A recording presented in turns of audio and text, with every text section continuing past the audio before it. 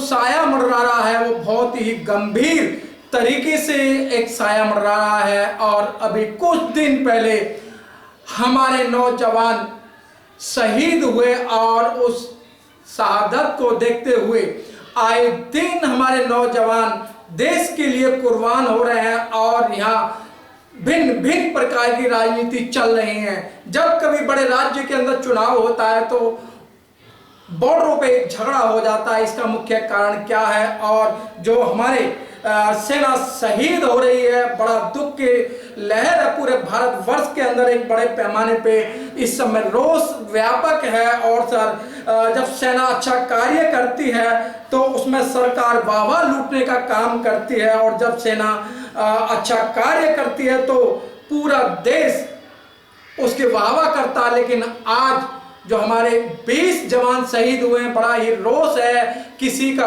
भाई चला गया, किसी का पति चला गया, किसी का बेटा चला गया, किसी बहन की कलाई चली गई। सर इसको देख के बड़ा दुख होता है। तो सर इसको आप कैसे देख सकते हैं सर, और कैसे देख रहे हैं सर इसको आप?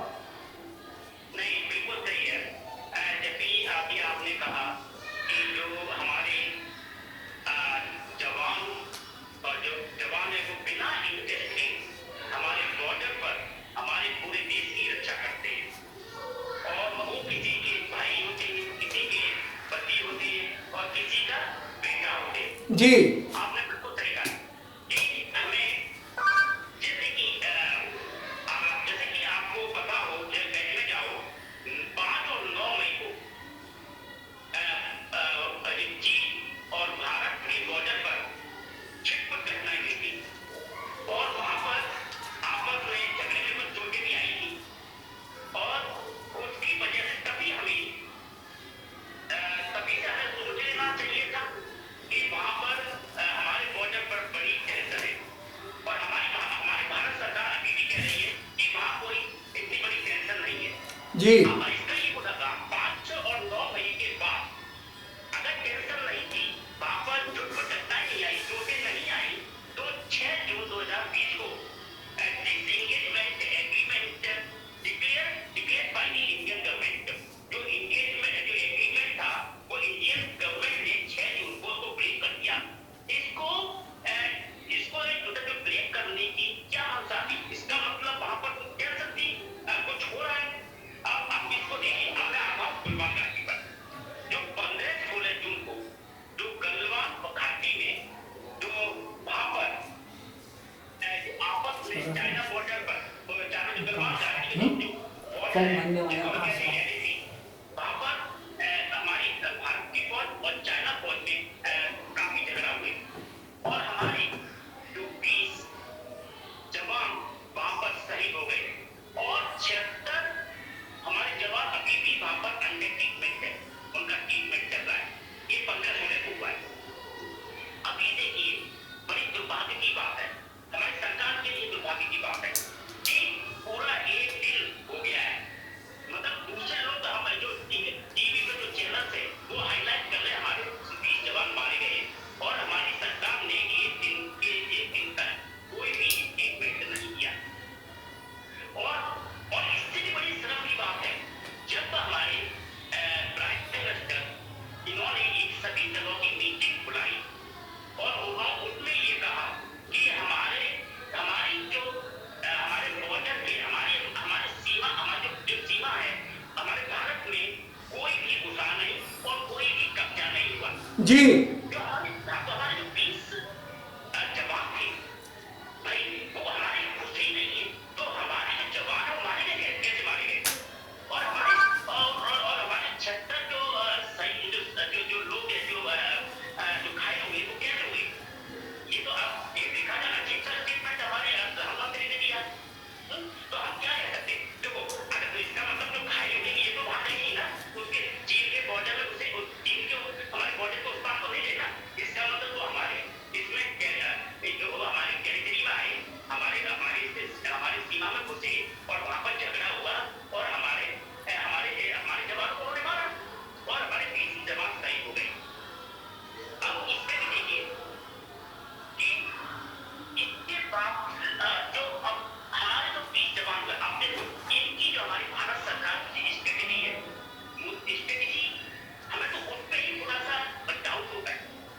जी क्योंकि देखो हमारे 5 और 9 मई को उसके बाद भी छोटी मोटी घटनाएं हो रही हैं और इन्होंने अपनी कोई स्ट्रेटेजी नहीं बनाई कि हम इससे किस तरह से हम इनका सामना कैसे करेंगे। हमारे सारे जवान बॉर्डर पर निडरते, इनके पास कोई हथियार भी नहीं है और इनकी क्या है कि इनके जो कमांडर्स थे उनको पहले भाई इनको तो बिना हथियार के वहां क्यों अलाउ किया, पहले तो होता है इनको अलाउ क्यों किया वहां पर। तो इसका मतलब भारत सरकार ने हमारे शहीदों को, हमारे जो शहीद जो हुए हैं उनको बिना बिना हथियार के उनको चाइनीज सोल्जर उनको मतलब लड़ने के लिए छोड़ दिया। सर बड़ा दुर्भाग्य की बात है। सर मैं जिस तरीके से सरकार का बयान आ रहा है कि अकस्मात ये घटना हुई है, क्या आप सर इसको अकस्मात घटना मानते हैं? क्योंकि पहले से ही चीन के जो संबंध है भारत से सही नहीं हो पाए हैं, लेकिन संबंध वैसे संबंध ठीक नहीं है, लेकिन व्यापारी तौर पर क्योंकि भारत की वहां बड़ी बड़ी इंडस्ट्रियां लगी हुई हैं और चीन की भारत के अंदर बड़ी बड़ी इंडस्ट्रियां लगी हुई हैं, व्यापारी संबंध तो अच्छे हैं, लेकिन सर जो आज जो 20 जवान जो शहीद हुए हैं, लेकिन ये संबंध कहां दर्शाते हैं सर? और नहीं ये बिल्कुल सामान्य घटना है। अब मैं बता रहा हूँ 5 और 9 मई वहां पर 2 बड़ी छोट मोटी एक दूसरे की छोटी नहीं रही है, तभी से सतर्क होना, तभी से सतर्क रहना चाहिए और हमारे सोल्जर को पूरी सुविधाएं देनी चाहिए। उनको जो उनके जो हथियार है जो गन्स है उनको देनी चाहिए थे वहां पर। और इन्होंने वहां पर क्योंकि आप में कुछ जिस फैमिली से आती है, जिस गरीब ज्यादातर देखा जाए सोल्जर्स में जो फौज में जो भर्ती होती है वो एक डाउन टोटल फैमिली जो होती है, आपने देखा जो हमारे सोल्जर्स मारे जाते हैं और उनकी फैमिली कितनी गरीब होती है और देखा जाए तो वो तो सही हो गए, जो उनका परिवार है वो पूरा जो पूरा का पूरा परिवार उन पे ही पल रहा था, उनकी सरकार से पल रहा था। तो आने तो देखा जाए वो सही तो वही हो रहा है और उनका जो आगे आने वाला जो समय है उनके परिवार के लिए वो भी बड़ा दुखदायी होगा। सर जिस तरीके से सर बहुत सर घटना नहीं है, सरकार को सब कुछ पता था और इन्होंने मैं आपको इसकी स्टेटमेंट नहीं मैं देना मैं एकदम नहीं बोलना चाहूंगा। मैं ये कहना चाहूंगा इस निहत्ते हमारे फौजी भाइयों को वहां पर बॉर्डर पर क्यों छोड़ दिया। सर जिस तरीके से गोदी मीडिया बार बार ये कह रहा है कि जो सैनिकों की गलती थी और ये जो सरकार की बार बार प्रशंसा कर रहा है, सर मुझे लगता है कि सरकार को चलाने वाला मीडिया है और जो हमारे जो जवान शहीद हुए हैं उन्हें अपमानित कर रहा है बार बार। बिल्कुल मैं जो मोदी मीडिया है मैं जो आपको देख रहा हूँ वो आप मैं कई बार यहाँ पर चैनल्स को देखा तो चैनल्स में क्या है वो मुझे तो ऐसा लग रहा है जो युद्ध ना अभी भी युद्ध चल रहा है वो चैनल पे चल रहा है, तो मोदी मीडिया जो चैनल है उन पे चल रहा है। ये तो एक वजह से अपने पावर को दिखाना, हाथ उठा के ऐसे दिखा रहा है कि भाई अपने आप इस तरह से कर रहा है, अभी भी सारा युद्ध लड़ रहा है। मैं उनको आपके थ्रू मैं उनको टीवी चैनल से गोदी मीडिया चैनल से मैं वो आपको थ्रू रिक्वेस्ट करना चाहूंगा, प्लीज आप अपने बच्चों को आप वहां पर फौज में भर्ती कराओ और वहां बॉर्डर पे लड़े, तब इनको पता पड़ेगा।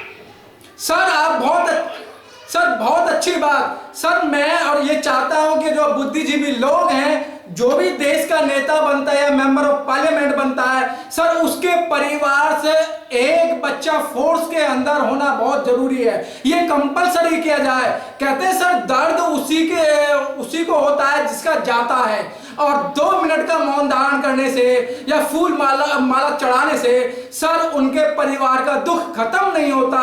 वो बेवा जो एक अपने पति के बिगर घूमेगी, एक जो बहन बिगर कलाई के घूमेगी, एक बाप बिगर पुत्र के, एक माँ जो बिगर पुत्र के अपना जीवन कैसे काटेगी, हर समय वो बच्चे याद आएंगे उनको।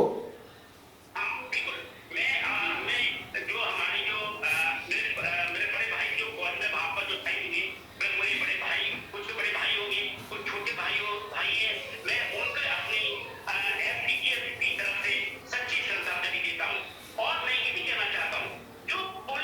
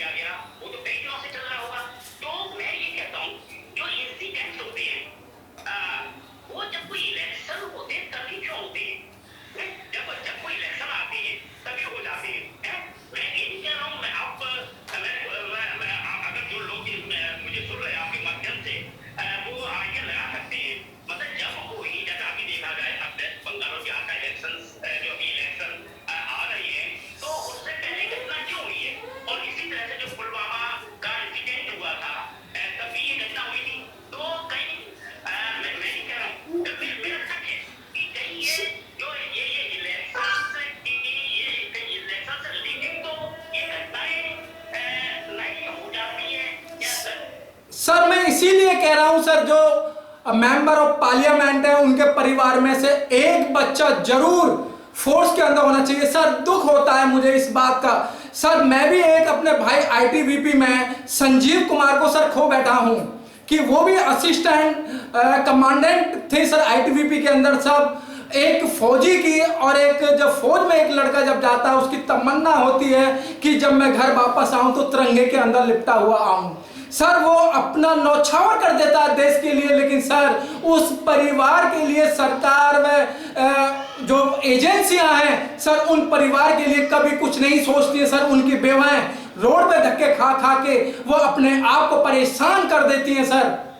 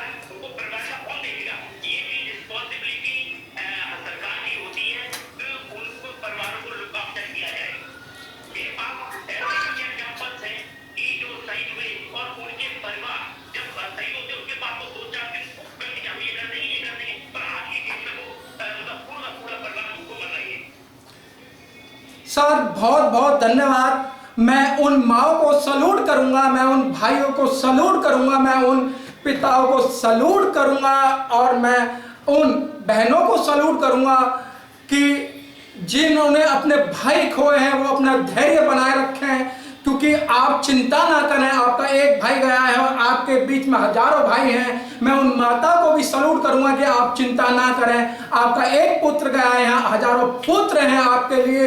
वो कहा जाता है कि अफसोस नहीं उन गुलों पर जो खिलकर मुरझा गए, अफसोस तो है उन गुलों पर जो बिना खिले ही मुरझा गए। सर बहुत बहुत धन्यवाद। सर इस समय पूरा देश इस समय चिंता में जकड़ा हुआ है और सर जिस समय तिरंगे में उनकी बॉडी आती है, उनका एक सब आता है तो सर आंखों से आंसू बहते हैं और शरीर थर्राता है कि ये मेरे परिवार के साथ में ये क्या हुआ और क्या होना चाहिए था। सर बहुत बहुत धन्यवाद सर।